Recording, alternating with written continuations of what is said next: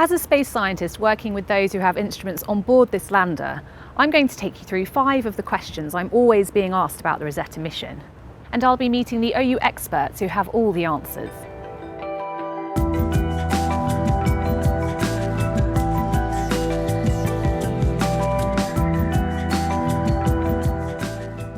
I guess it's just the irresistible curiosity of humans. We simply just have to know what's out there. But actually, there are some fundamental scientific reasons to visit a comet too. So why do we bother going to a comet? Well, we want to go to a comet because it's there. It's an object in our astronomical backyard, and we want to know what it looks like and what it's made out of. And from my own research, I know that comets contain organic material and water. What are we going to learn from Rosetta about this? We want to know whether the water in a comet has a relationship with water on Earth.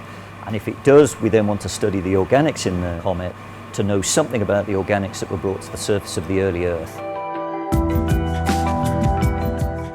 Harpoons in space, who would have thought? One of the things about this landing is that it's nothing like any other landing to date, on a planet or a moon. So Andy, why do we need harpoons on the Philae lander?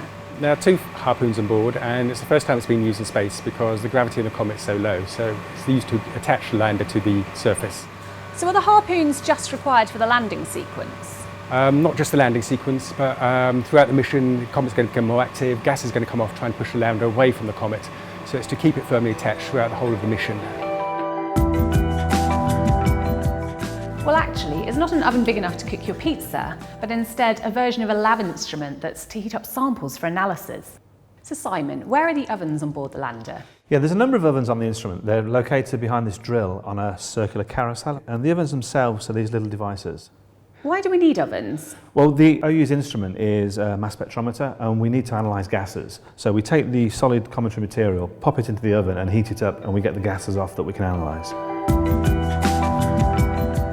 The Open University's instrument, Ptolemy, is located inside the lander, and it's actually located in this compartment here. So this is Ptolemy, and the gas from the oven is led via pipe into here for analysis.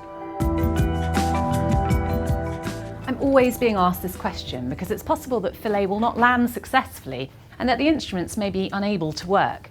But what would happen to the mission then? The instruments, including Ptolemy, and this is a life-size version of Ptolemy, are already pre-programmed, and